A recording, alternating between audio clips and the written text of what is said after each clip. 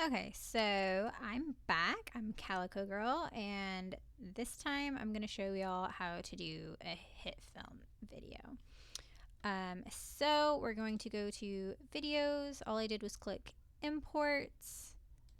My videos aren't in here for whatever reason, so we're just going to start with an RE01. We'll put in my intro. And it pops in right there. You're going to drag and drop it to your timeline. It'll say the settings defer. I set my new project to be 30 FPS. I want this clip to match that. So I'm going to hit no. Don't change the settings to match the clip because we want the clip to change to match our settings.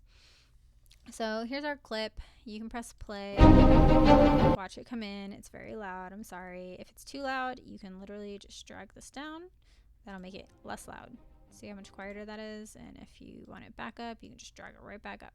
So there it is. This is the audio down here. This is the video up here. You can unlink them right here. And that means you can drag and drop the audio. If you don't want it there, you can delete it. And then when you play this, it's going to be silent. Nothing, right? So if you want it back, you can drag and drop it back. You can hit Control Z a couple times and it'll go back to the way it was. Play it, syncs up, right?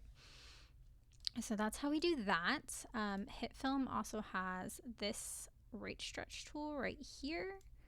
So you can click on this and you can speed it up or slow it down. So there we go. I just slowed it way down. Hear how slow that is? It's pretty cool. And then you can drag it way back down. So it's going to go by in the blink of an eye. Pretty cool. So it's a really quick and easy way to speed up, slow down videos. And if you don't like something, just Control Z, right? Goes right back to the way it was. So that is how I do that. I'm going to make this longer just so I can show you how to do a cut. So a cut is going to be on this tool right here, the slice tool. You can drag and drop, and when you see that red line, just cut it.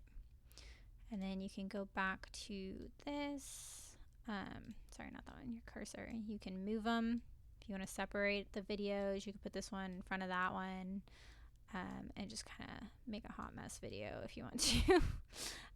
When this line syncs up right there in the red, so that's overlapping.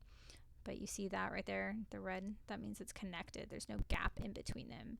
If you did drag it over there on accident, you can hit this, the right button, and just ripple delete gap, and that'll sync them right back up to each other. So that's gonna play together. And then you've got your cut right there, which, let's get a little closer. See the cut. Just like that. And then if you wanted to, you could speed this video back up and it'll just do the part that you cut. So that's a good way to just speed up and slow down pieces of your video instead of the whole thing. You can also unlink the audio for just a part or however you want to do it. So we've gone over speeding up, slowing down, we've gone over cuts, dragging, moving, and I think that is going to be it for this video. Actually, you know what? Let's go over transitions. So I go into effects. I go down to transitions for video. I personally like the dissolves. So you'll hit that little drop down menu. You can do a cross dissolve, and I personally just drag it and drop it onto the video.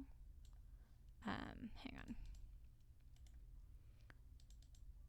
So I hit cross dissolve and drag it and drop it.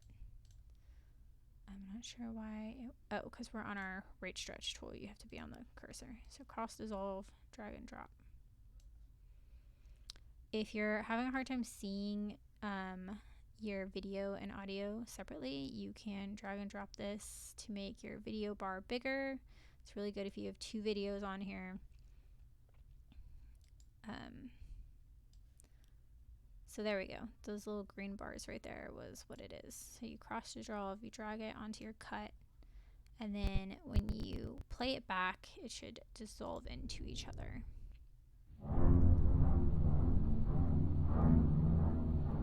Which I think mine went a little too fast. It has to load first, so see, it's kind of frozen. And then it'll cross dissolve like that into each other, and that's how you do your transitions. You can make this bigger or smaller down here. So I just zoomed in on my timeline, that's all I did, and so now we can see our dissolve really nicely.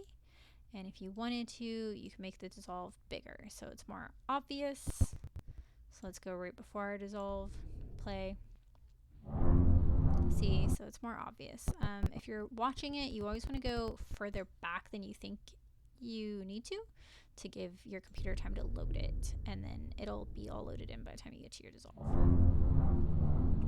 Right? And again, if you don't like it, Control Z. Control Z is your friend. But zoom in, zoom out on your timeline, make it small, make it big. And that is going to be it for today.